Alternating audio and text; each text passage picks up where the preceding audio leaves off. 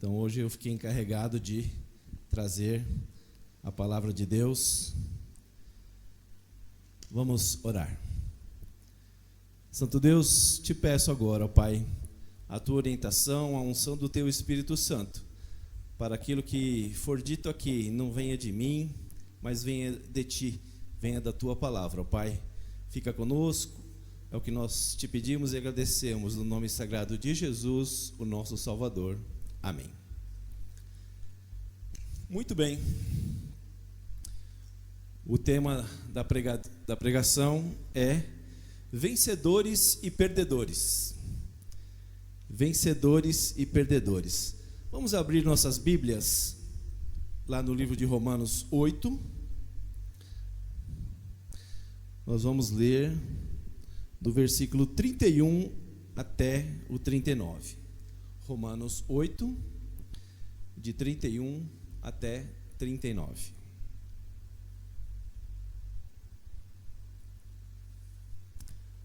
Todo mundo achou? Romanos 8, de 31 a 39, diz o seguinte. O título do texto é: Nada nos separará do amor de Deus. Que diremos então à vista destas coisas? Se Deus é por nós, quem será contra nós? Aquele que não poupou o seu próprio filho, mas por todos nós o entregou, será que não nos dará graciosamente com ele todas as coisas? Quem intentará acusação contra os eleitos de Deus? É Deus quem os justifica. Quem os condenará? É Cristo Jesus quem morreu, ou melhor, quem ressuscitou, o qual está à direita de Deus e também intercede por nós. Quem nos separará do amor de Cristo? Será a tribulação, ou a angústia, ou a perseguição, ou a fome, ou a nudez, ou o perigo, ou a espada, como está escrito: por amor de ti somos entregues à morte continuamente, fomos considerados como ovelhas para o matadouro. Em todas essas coisas, porém, somos mais que vencedores por meio daquele que nos amou, porque eu estou bem certo de que nem a morte, nem a vida, nem os anjos, nem os principados, nem as coisas do presente, nem do porvir, nem os poderes, nem a altura, nem profundidade, nem qualquer outra criatura poderá nos separar do amor de Deus, que está em Cristo Jesus, nosso Senhor. É fato que nós vivemos hoje numa sociedade que nos divide em dois grupos. E pensa aí você. Quero que você pense para se manifestar, tá bom? Em que grupo que você está? Você pertence ao grupo dos vencedores ou ao grupo dos perdedores? Porque essa é a classificação que a nossa sociedade nos dá. Vivemos na era da autoajuda, do coach, da vantagem competitiva, da inteligência emocional e agora também da inteligência artificial. Você precisa aprender a mexer com a inteligência artificial, porque senão você vai ficar para trás. Tudo isso acaba nos criando uma necessidade, ou criando na nossa sociedade uma necessidade de mudar de nível. O tempo todo você está preocupado, como será que eu estou? Onde eu quero estar? Né? Uma pergunta comum nas organizações é: onde você quer estar daqui a 5 anos? Onde você quer estar daqui a 10 anos? Né?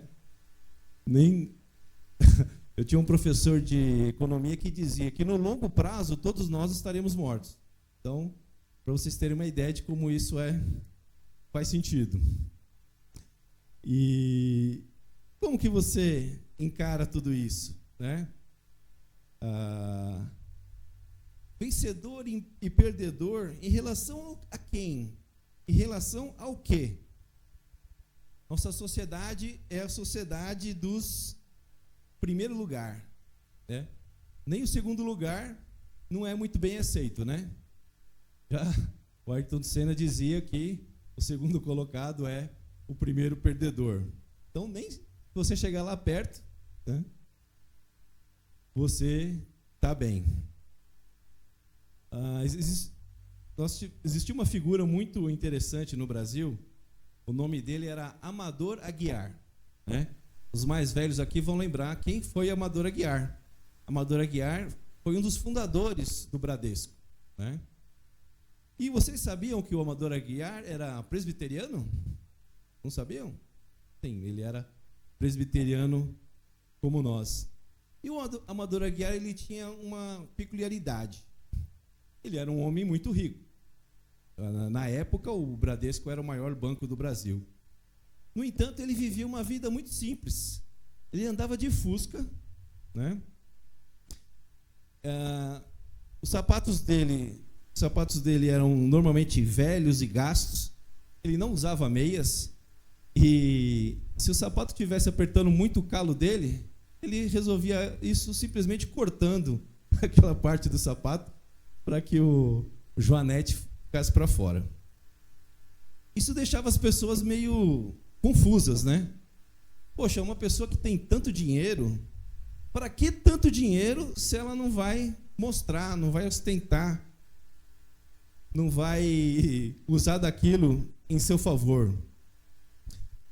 Então, a sociedade ela entra em parafuso, porque ela vê alguém que tem tudo, que podia viver de acordo com os padrões da sociedade, mas que vivia de uma forma diferente, sem usar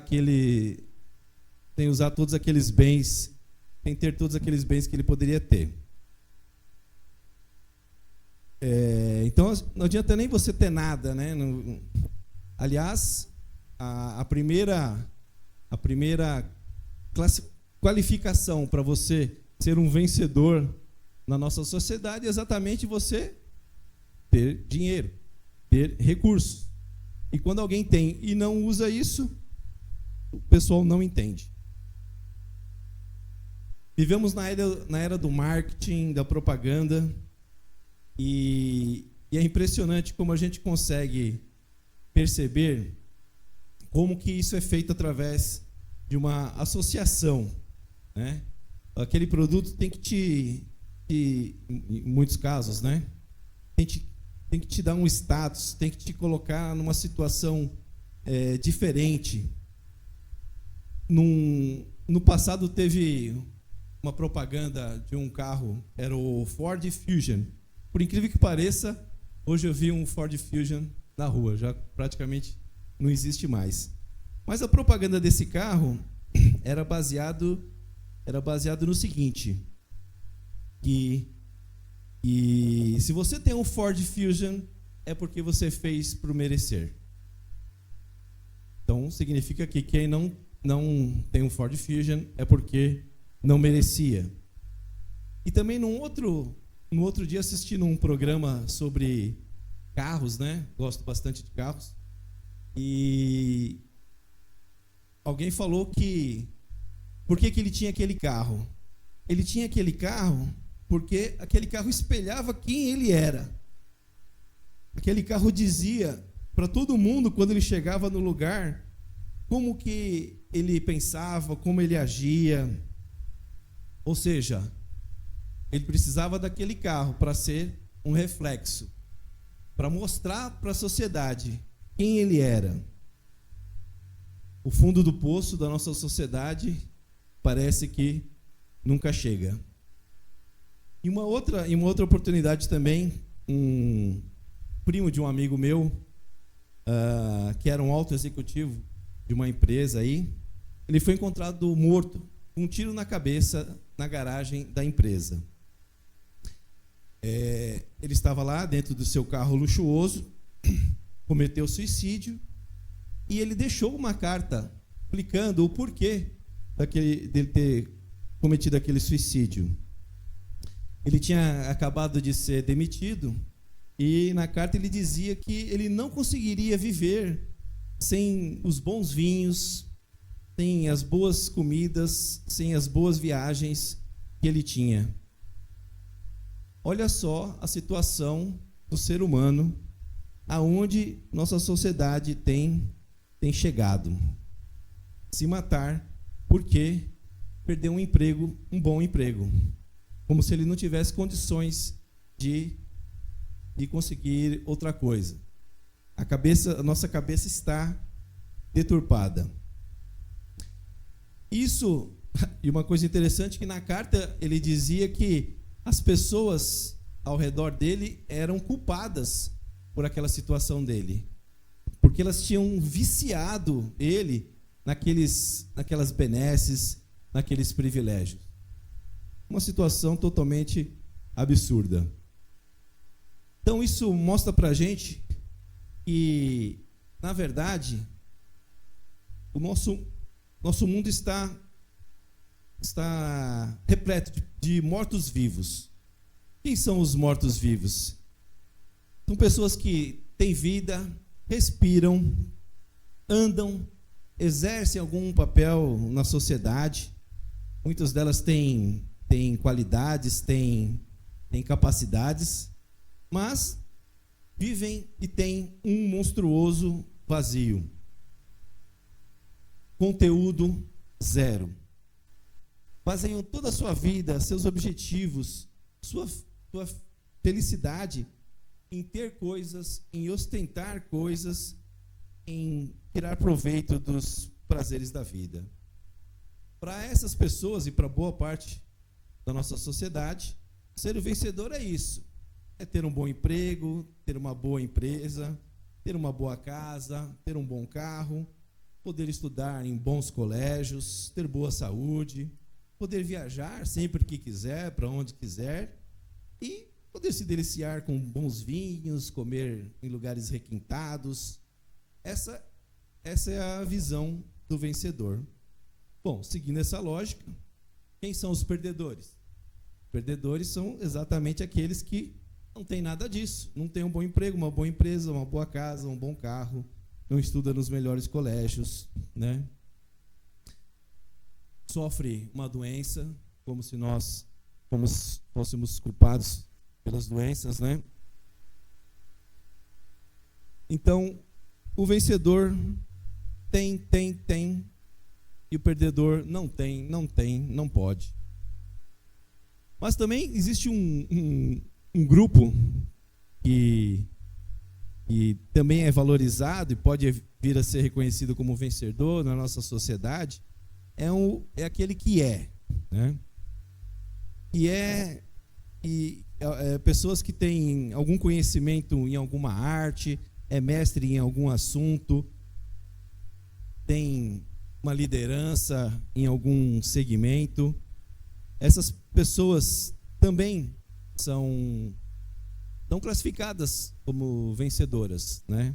Elas não têm posses, mas elas têm um conhecimento, uma habilidade, né? Uma liderança que é útil, né?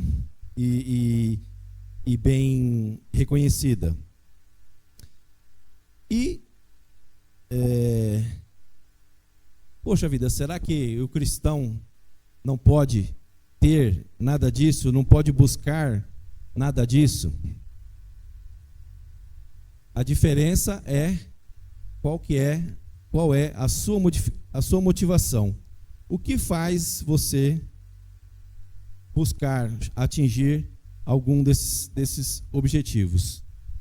Eu estava dando uma olhada sobre o que a filosofia, como que a filosofia vê a felicidade, né? Como que ela viu durante a história.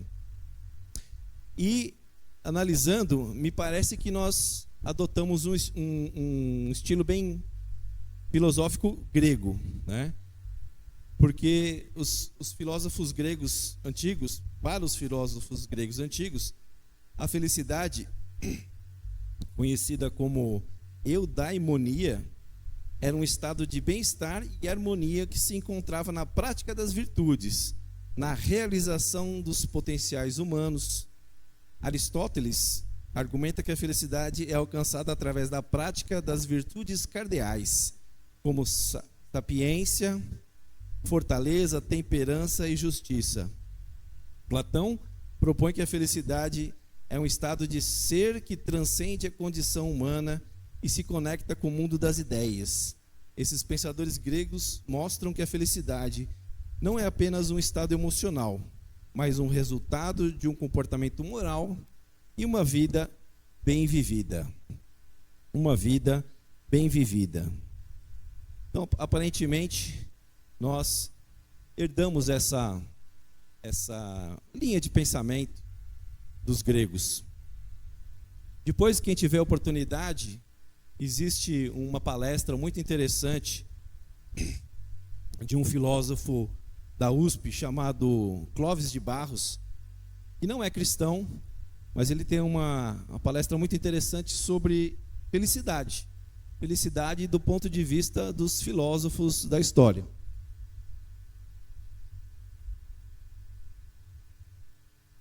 E depois que vocês assistirem essa palestra, me digam lá qual que é a linha filosófica que o Clóvis de Barros entendeu que era a melhor de todas dentro da filosofia. Com tudo isso, eu estou só querendo mostrar para você, né, o que a sociedade tem oferecido para nós, e eu gostaria de confrontar isso com a realidade bíblica. Para vocês terem uma ideia, essa ideia de vencedor, de resultado, chegou até os meios cristãos, né? Hoje nós temos igrejas que dão resultado e igrejas que não dão resultado. Espera aí, Alexandre, o que você está falando? O que é isso? Né? Eu já ouvi pessoalmente pessoas dizendo: ah, não, eu não vou mais naquela igreja, porque aquela igreja não dá resultado. Eu vou lá, peço as coisas para Deus naquela igreja e nada acontece. Eu não recebo nada. Mas naquela outra igreja que eu fui, aí é uma igreja de resultado, porque o que eu pedi, eu consegui. É tão absurdo pensar isso, né? Porque como uma igreja poderia afetar dessa maneira a sua relação com Deus, uma relação individual, né? Será que Deus iria deixar de atender um pedido sincero e honesto seu, que estivesse dentro dos propósitos dele, porque você está nessa ou naquela igreja? E outra coisa, será que Deus vai atender todos os nossos pedidos? Tudo aquilo que a gente pedir, Ele vai dar? Será que Ele não sabe que algumas coisas que você pede não são necessárias ou até farão mal para você? Então, até no meio evangélico, a gente já foi contaminado por essa ideia de vencedores e perdedores. Aliás, nas igrejas já tem até um lugar separado para os vencedores, né? Vocês já ouviram falar da área VIP? É a área dos vencedores dentro da igreja. É realmente uma coisa absurda, né? Absurda. Mas a Bíblia já nos ensina, já tenta mostrar para a gente desde sempre que tudo isso é uma perda de tempo, né? Nós estamos perdidos, nós não sabemos exatamente para onde devemos ir. Será que nós devemos seguir as orientações das pessoas do passado que ensinavam a gente a nos afastar das coisas do mundo, das coisas materiais, né? Ou seguir esse novo evangelho, né? que faz com que nós busquemos sucesso financeiro, saúde, bons relacionamentos, né? Gostaria até de abrir um parênteses aqui, que recentemente algumas entidades fizeram uma pesquisa em comunidades mais pobres, né? E o objetivo dessa pesquisa era identificar o porquê que a comunidade evangélica estava crescendo tanto, né? Essa entidade não era cristã, na verdade, o objetivo era eleitoral, mas o fato é que o resultado dessa pesquisa mostrou o seguinte: mostrou que aquelas pessoas que estavam se convertendo naquela comunidade estavam melhorando de vida. Mas uma coisa natural, elas paravam com os seus vícios, elas procuram trabalhar mais, elas procuram estar mais com a família, elas se sentem parte de algo maior. E os crentes, eles se ajudam mutuamente. Então, naturalmente, a vida dessas pessoas vai melhorando. E quem está do lado dessa pessoa, vendo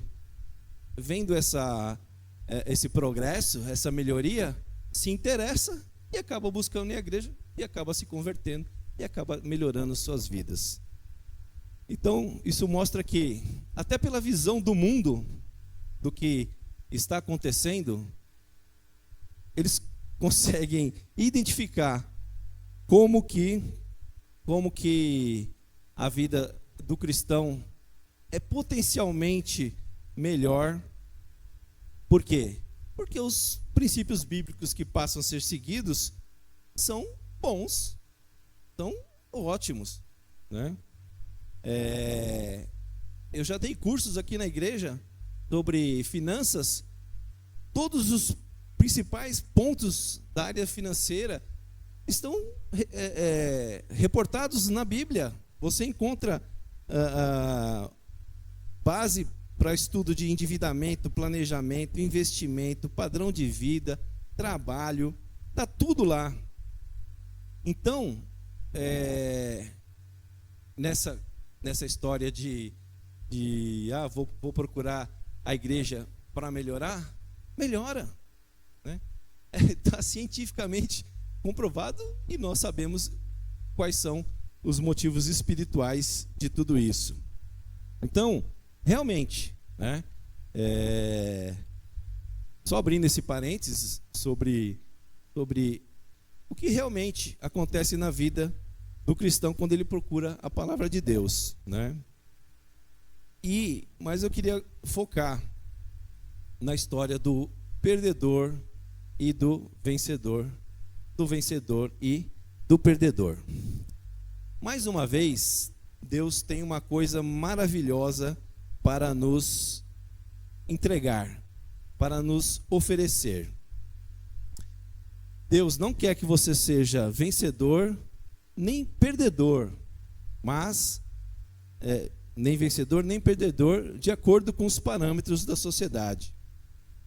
Deus parece que já sabia que nós íamos nos dividir nesses dois grupos, né? Já, infelizmente, a mediocridade da nossa nos leva a essa situação, né? Essa ânsia pelo poder, essa necessidade de autoafirmação, muitas vezes uma vontade de não depender de Deus, não depender de ninguém, acabam nos levando a esse tipo de situação.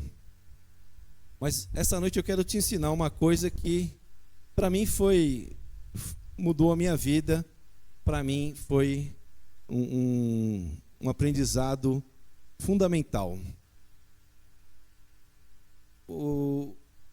Na verdade, você em Cristo não é vencedor nem perdedor, porque Deus criou uma terceira categoria. Temos os vencedores, os perdedores, mas Deus criou uma terceira categoria, que está indicada lá em Romanos 8,37, que diz Romano 8,37: mas em todas essas coisas somos mais do que vencedores, por aquele que nos amou. Então, não temos vencedores, não temos perdedores, nós temos mais do que vencedores. É muito difícil processar isso na nossa mente, né, que já está moldada a essa ideia da sociedade. Mas nós temos uma proposta de ser mais do que vencedor. Então, o que é ser um mais do que vencedor? Ser mais do que vencedor é não depender de resultados, de posses, de poder, de conhecimento e de reconhecimento. Lá no texto que nós lemos, diz assim: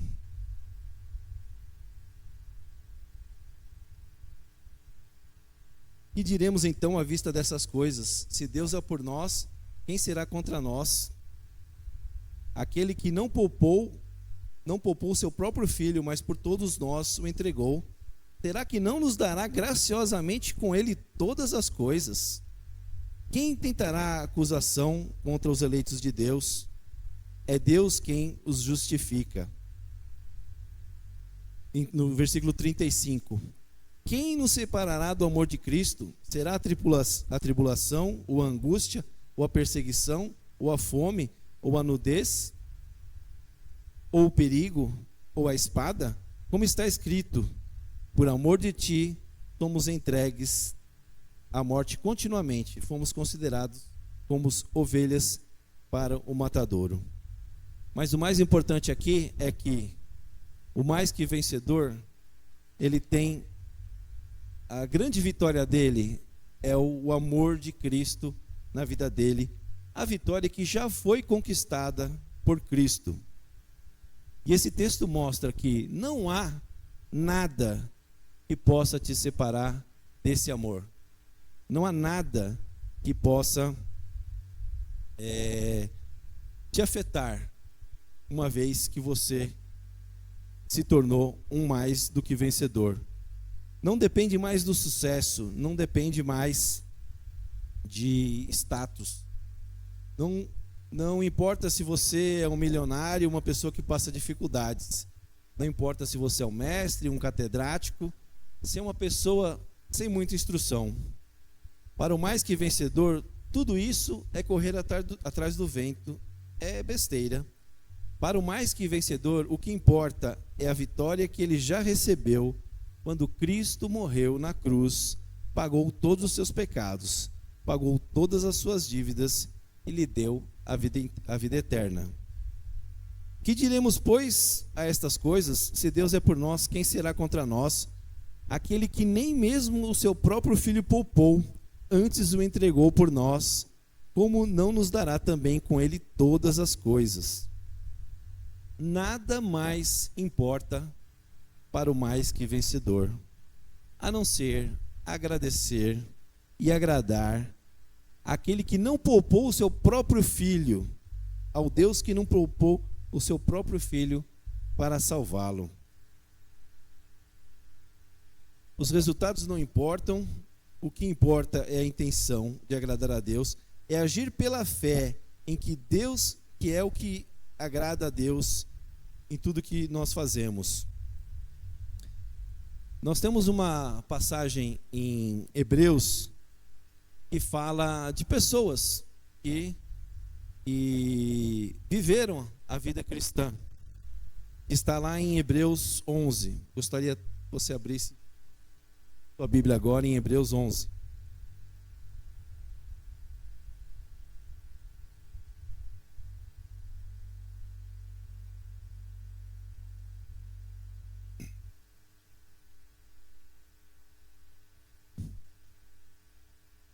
Hebreus 11 conta a história, resumidamente, né? É um texto sobre os heróis da fé. Conta a história, resumidamente, de pessoas que viveram realmente o cristianismo. E vamos dar uma olhada, né? Como foi a vida dessas pessoas? Elas foram vencedoras, foram perdedoras ou foram mais do que vencedoras? Em Hebreus 11, de 1 a 6, diz assim: ora, a fé é o firme fundamento das coisas que se esperam e a prova das coisas que se não veem. Porque por ela os antigos alcançaram testemunho. Pela fé, entendemos que os mundos pela palavra de Deus foram criados, de maneira que aquilo que se vê não foi feito do que é aparente.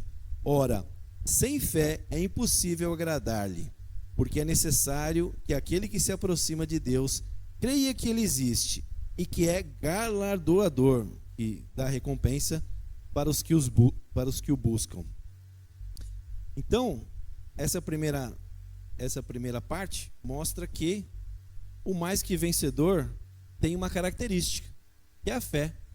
E que através dessa fé, ele pode realizar qualquer coisa. Porque por essa fé foi que todas as coisas vieram a existir. Mas tem um outro pedaço, que é a partir do versículo 33, que diz o seguinte: os quais pela fé venceram reinos. Um instante.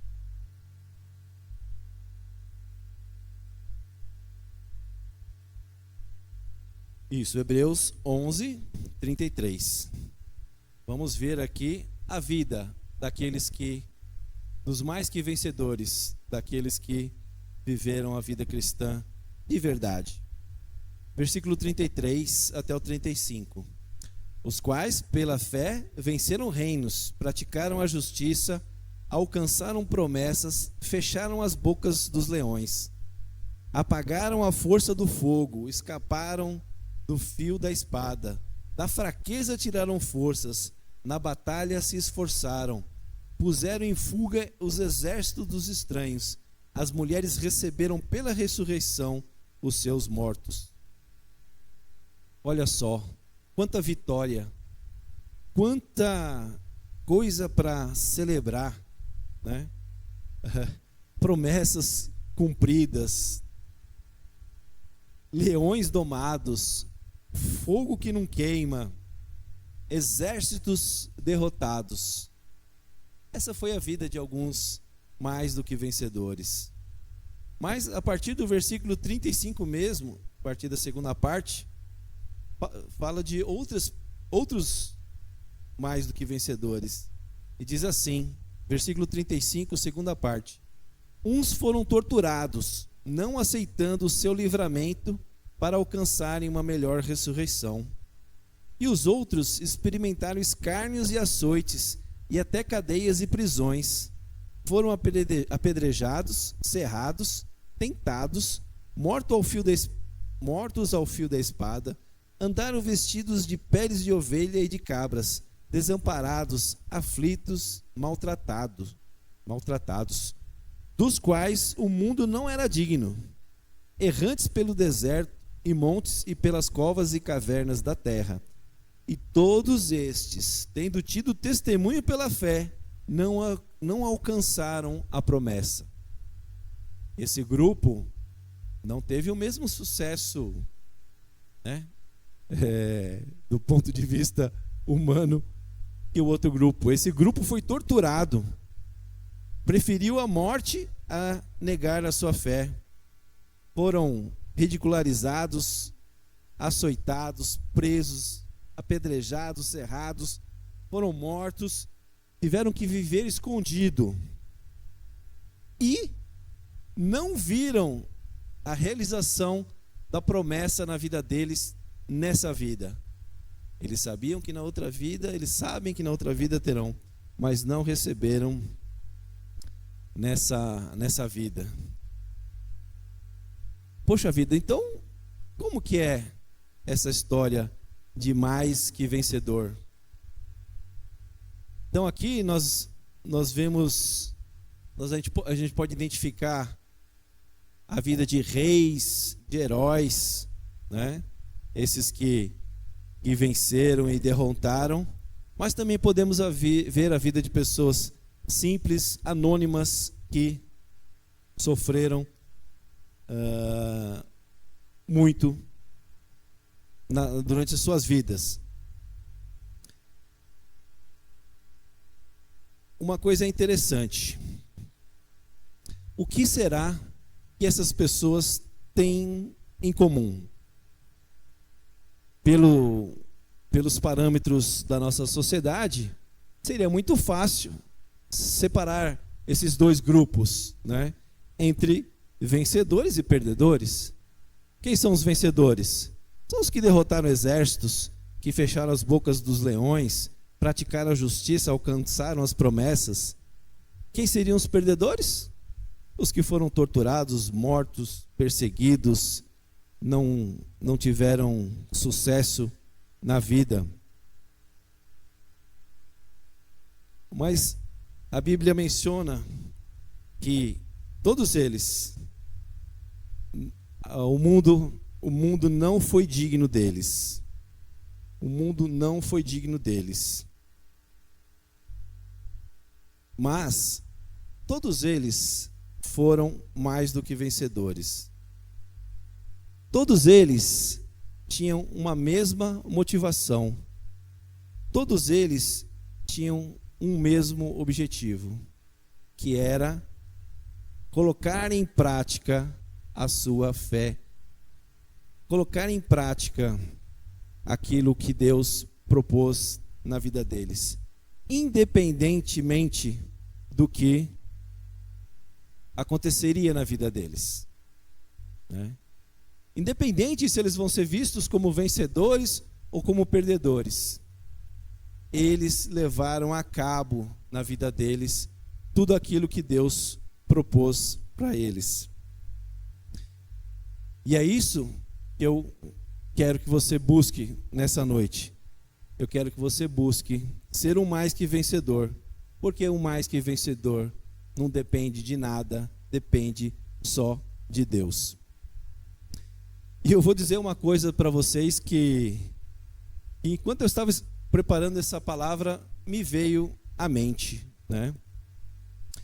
Tem um texto da palavra de Deus que é quase que um código de conduta para o cristão, né? É praticamente um manual de como viver para o cristão. E qual é esse texto, qual é essa passagem, qual é esse manual? É o Sermão da Montanha, né? O Sermão da Montanha, ele diz que bem-aventurado aquele que é um bem-aventurado? É uma pessoa que teve sucesso, que conseguiu agradar a Deus. E se você olha as bem-aventuranças, né, como a gente diz, me parece que ser um bem-aventurado está mais próximo de ser um perdedor nessa sociedade do que um vencedor. Vocês querem verificar isso? Eu listei aqui as bem-aventuranças. E ela começa assim: bem-aventurados os pobres de espírito. Sabe como que a sociedade vai te ver? Esses pobres de espírito são considerados os crentes fracos das igrejas sem resultado. Bem-aventurados os que choram. Os que choram são vistos como perdedores, sem sucesso, e só ficam se lamentando. Estou falando do ponto de vista da sociedade, né? Bem-aventurados humildes. Quem são os humildes? São os fracassados que não alcançaram uma posição na sociedade para poder ostentar. Bem-aventurados que têm fome e sede de justiça. São os fracos que não conseguiram uma posição na sociedade e lhes desse condição de impor o que eles entendem por justiça. Bem-aventurados os misericordiosos. São os fracos que não têm força para impor uma punição para todos os que erram. Bem-aventurados os puros de coração.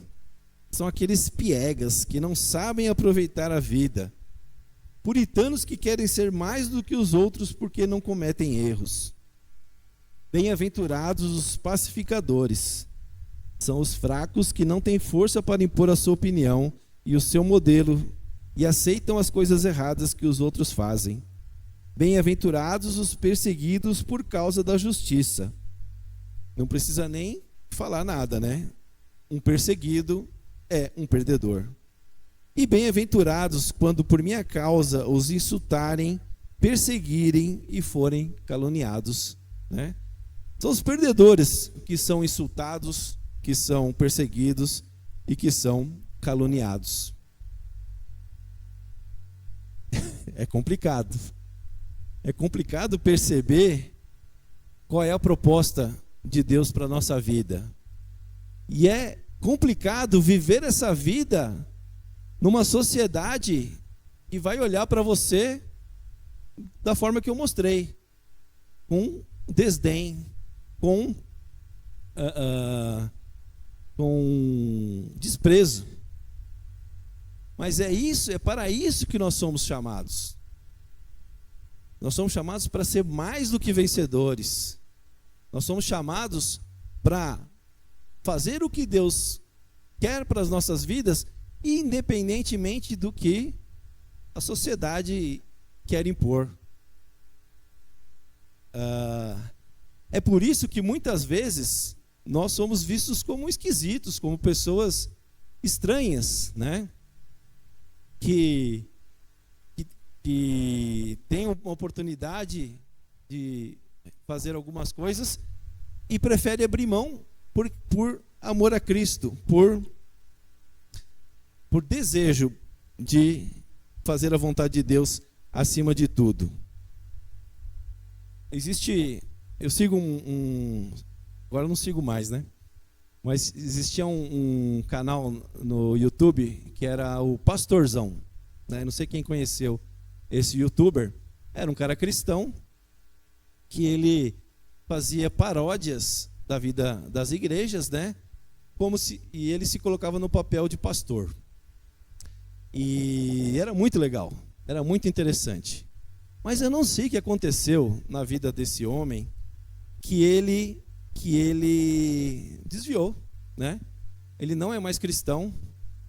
E eu vendo lá uma palavra dele, ele disse assim: eu não quero mais esse cristianismo.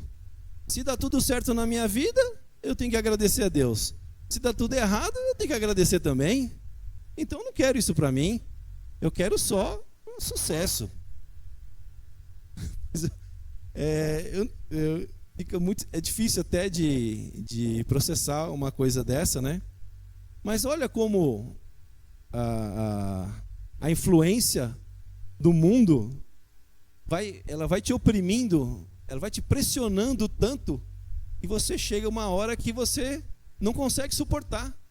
E você prefere negar a palavra de Deus e assumir uma postura como a desse cara aí.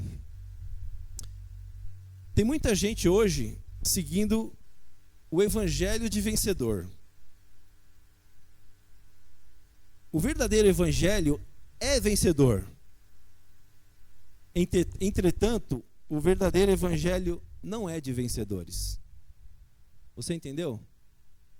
O verdadeiro evangelho é vencedor, mas o verdadeiro evangelho não é de vencedores. Esses vencedores, de acordo com a visão de fora. O verdadeiro evangelho é dos mais que vencedores, que são aqueles que eu descrevi para vocês agora há pouco. E você? Quando você chegou aqui hoje, entrou aqui, você se achava um vencedor ou um perdedor? Você gostaria de entrar para o grupo dos mais que vencedores, dos que não pautam sua vida por ilusões, que são felizes, gratos e completos, independente de ter, de ser, de realizar, de resultado? Tem um versículo na Bíblia que diz que todas as coisas cooperam para o bem daqueles que amam a Deus. Os mais que vencedores sabem que pode confiar que, independentemente da situação, se eles estiverem com Deus, tudo vai dar certo, mesmo que dê errado. Tudo vai dar certo, mesmo que dê errado. Por quê? Porque se você está dentro dos propósitos da palavra de Deus, aquilo vai ser bom para você.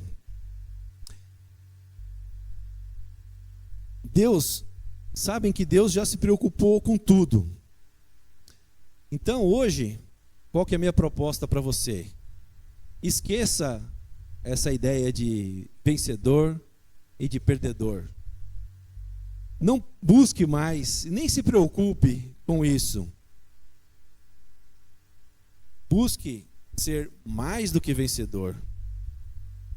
E essa condição de mais que vencedor, você só vai conseguir em Cristo.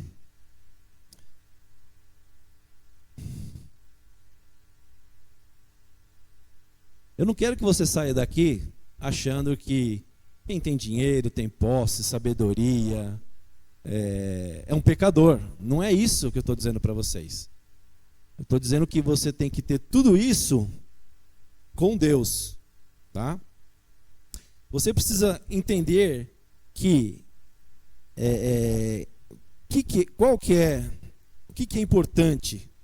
Você tem que entender que tudo sem Deus é nada. Tudo sem Deus é nada. E que mesmo nada com Cristo é tudo. Mesmo você não tendo nada, você pode ser um mais que vencedor. Você pode ter muita coisa também e ser um mais que vencedor. Mas mesmo que você não tenha nada, a Bíblia mostra que você pode ser e deve ser um mais do que vencedor. Independente do que vier na sua vida, coisas boas, ruins, se elas forem encaradas e vividas em Cristo, não tem problema, vai ser bênção, e você vai se sentir sempre um mais que vencedor.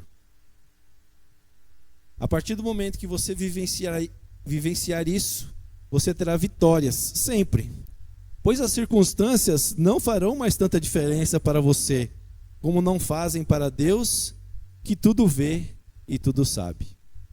Que Deus nos abençoe.